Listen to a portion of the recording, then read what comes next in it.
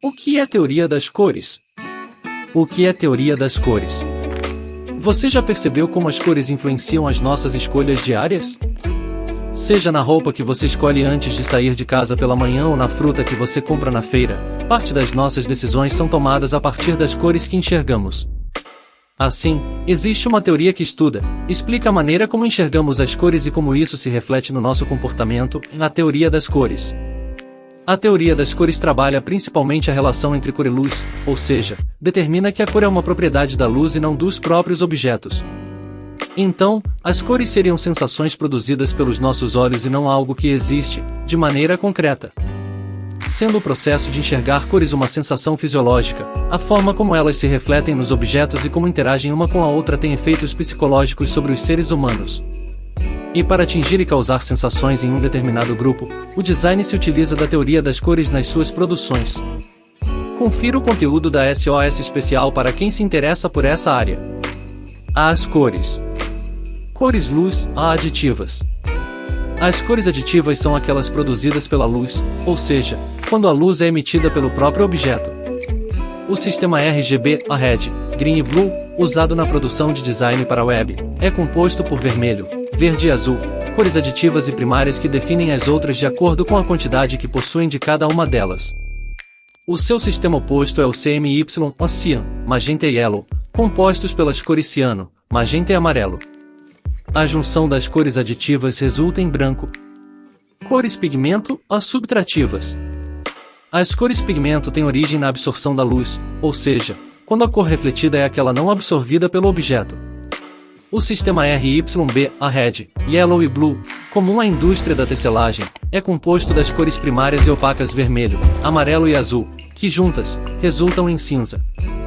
Para clareá-las, usa-se branco e para escurecê-las, usa-se preto. As cores pigmento transparentes fazem parte do sistema CMYK, Cyan, magenta, Yellow e Black, usado principalmente para impressão de materiais. As cores primárias aqui seriam ciano, magenta, amarelo e preto. Inclui-se o preto, pois a mistura dos três não resulta em um preto puro, apenas em um cinza escuro. Cores secundárias e terciárias. As cores secundárias e terciárias são aquelas produzidas a partir das cores primárias. Combinando cores primárias, tem-se uma cor secundária e, combinando uma cor primária com uma secundária, tem-se uma terciária. O disco de cores, criado por Isaac Newton para demonstrar a decomposição de cores da luz branca, é uma forma de entender como as cores se combinam. Propriedades das cores. Cada cor tem três propriedades que a definem em matiz, saturação e brilho. Matiz. Matiz é a primeira propriedade da cor, que vai definir a sua tonalidade. É a primeira percepção que se tem sobre a cor refletida. Saturação. A saturação refere-se à pureza da cor, definida pela quantidade de cinza que foi adicionado a ela. Quanto mais cinza, menos saturada é a imagem e vice-versa. Brilho. O brilho é referente à luminosidade, sendo maior ou menor em algumas cores. Para variar o brilho de uma cor, adiciona-se branco para aumentar e preto para diminuir. A harmonia de cores. As cores podem funcionar de maneira harmoniosa ou causar estranhamento quando combinadas. O círculo cromático é uma maneira simples de identificar como o olho humano vê as cores e como elas podem ser combinadas de forma harmoniosa. Confira. Cores complementares. Como mostrado abaixo, as cores complementares são aquelas diretamente opostas no círculo cromático, em uma combinação com bastante contraste. Para as cores primárias, a sua cor complementar é uma cor secundária que resulta da combinação entre as duas outras primárias. Existe ainda a combinação de cores complementares divididas, as cores à esquerda e à direita daquela diretamente oposta no círculo cromático.